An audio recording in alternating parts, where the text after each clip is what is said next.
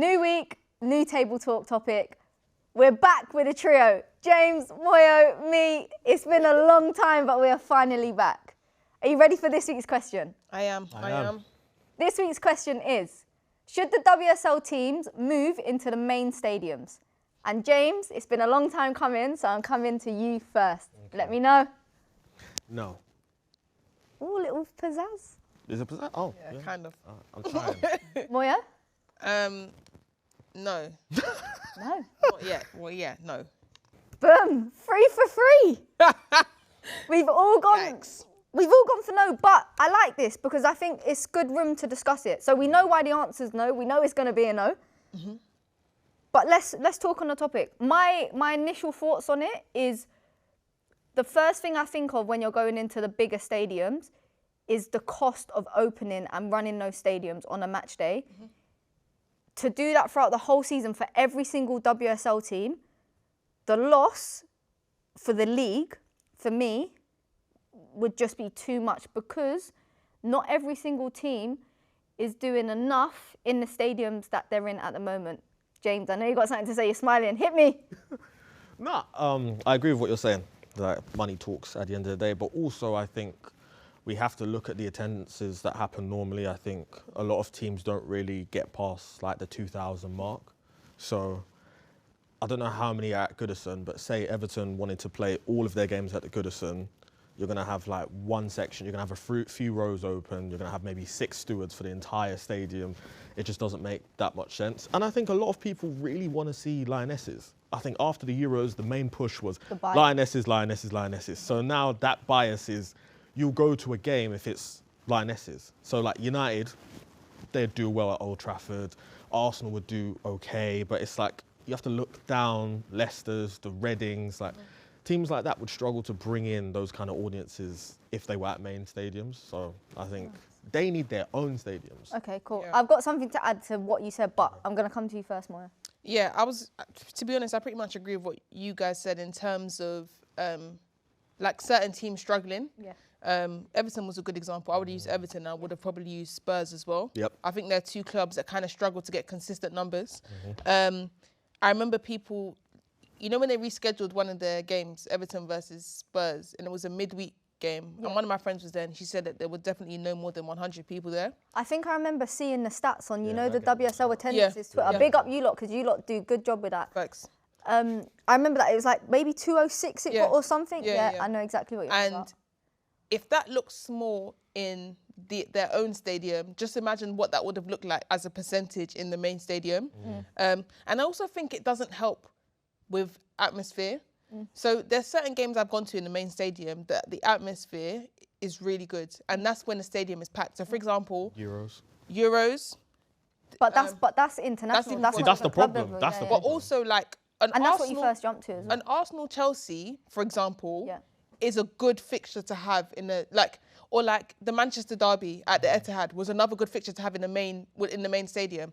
The problem I fear is that when the match doesn't have jeopardy, the numbers will be low. So like, unless it's like, okay, this is a 6-point a game, or it's going to decide the title, or it's a derby, but not every game's like that. And I feel like, the atmosphere just lacks. I feel like clubs already do too much. Clubs are they're in a tough situation essentially because it isn't all the time, they try and make it an occasion. Yeah. So like, you've got like brass bands and this, and they're like using trumpets to do Sweet Caroline, and it's like, it's all right. Like, do you get what I mean? Like, but you don't want that every week. They're making it a spectacle because it isn't every week. And so they're doing more because it's not often. They're doing more because there's not more of it. Okay, I've got you. Like, if I knew that I was going to have to make an effort once every 3.5 months, then I would make an effort. But if I had to do it every other week, then it'd start. I feel like the effort wouldn't be there. The novelty would have worn off. And I just feel like certain clubs especially, don't have the backing to support that. But at the same time, you know, I see the other side, which is that a lot of the main stadiums locations are a lot easier for people to get to. So I feel like that would encourage people to go. I try, you know, Sam Kerr, you saw that.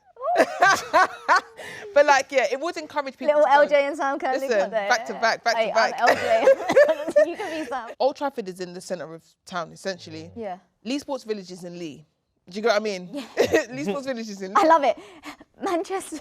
Yeah, Manchester, but at least Sports Village is in Leeds. So, like, it does make it tricky. And I guess it invites people that live near the stadium to come, even if you wouldn't necessarily go out of your way to go to like a women's stadium, for example. Okay. But I still don't think the numbers are sustainable enough, like high enough to be sustainable. And look at like Champions League games, like Arsenal faced Lyon in the Champions League, the creme de la creme, and maybe 7,000 people went. Yeah, I love that, James. It's funny because whenever, I'm not like taking the mick here. Every time you spoke about a main stadium, you've spoken about it not being league as well. Do you know what I'm saying? True. Like the two times because you was like Euros and Champions League, like, and that's happening. Euros was great, don't get me wrong, but Champions League, your point stands, and Champions League is like, as you say, creme de la creme. So if it's not doing as well there, is it going to struggle even more so in the league? And I think something that it comes back to, obviously this weekend we had the frozen pitches and games were called off. That was kind of the push for this question, and seeing what you lot thought, because I saw so many things about use main stadiums, use this, go here, this is available, that's right. And I get it. I get it because they want the matches to be played. The players deserve better, the fans deserve better. And the communication needs to be better. I'm so 100% for that. Like, I will stand up for that every day. But when you look at the bigger picture, it's difficult. And like, I was at the Reading United game. Reading got their highest home record of attendance. They have 5,108 people there.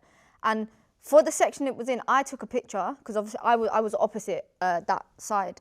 And it looked really good, that 5,000 in that combust bit. Sure. But then you look at that bit and it's like, yes, class, love that. And it's great for Reading, don't get me wrong, I'm not taking away from it. But then it's like, yes, you've got it there. And then you look here, or you look here, or you look side to side of where and it's sparse, And it's sparse. And then it goes back to saying people turn up for Lionesses. And again, I'm not disregarding Reading at all, but there were a lot of United fans there yesterday at Reading United. And big up the fans for travelling. I absolutely love to see that. Alessia Russo, Mary Earps, Nikita Paris was obviously in the setup. Like, players like that, is that why the attendances are more? And it comes back to what we were saying. And the other players who were in the Euros that have a lot of attention on them. It is that is a good point, to be honest. And I feel like that probably is a big part of the attraction. I also think as well, though, like, if I look at the top four clubs, they're top four in the table? In the table, sorry. The top four in the table, let me not. No, I wanted, I genuinely, get you completely, yeah. The top four clubs in the table, the fan bases seem a lot bigger.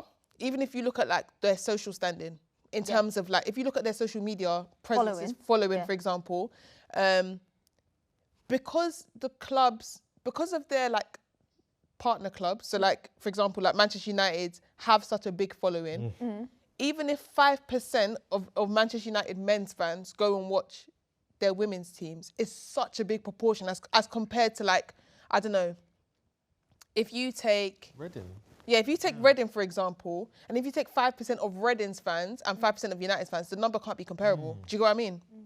So I feel like it's a tough spot. I would kind of argue that for a team like maybe Leicester, though, because don't Leicester men have a really like solid following? Am I mistaken with that, or is it just like a really good community of the men's followers? To be fair, yeah, they play at the main stadium, so I feel like that changes things. They play at the main stadium every week. Yeah. So I feel like, but I do completely get you, because you wouldn't put them as like a top source in, like, you wouldn't say that their men's club has the biggest following in the world or whatever, but like, they've got a consistent fan base. But it also helps that people that go to the stadium every week know that, okay, if their men's team isn't playing, their women's team will be there at the same location. So if it's your normal, like, it's part of your weekly routine to go to King Power Stadium, for example, you don't have to change much in your schedule or rota. Unless they play at the other stadium, because sometimes they do. Yeah, sometimes true, they do. True. So I think they've got Reading coming up, I want to say. I think Leicester have got Reading coming up, and they're not playing in the main stadium, they're playing in the other stadium.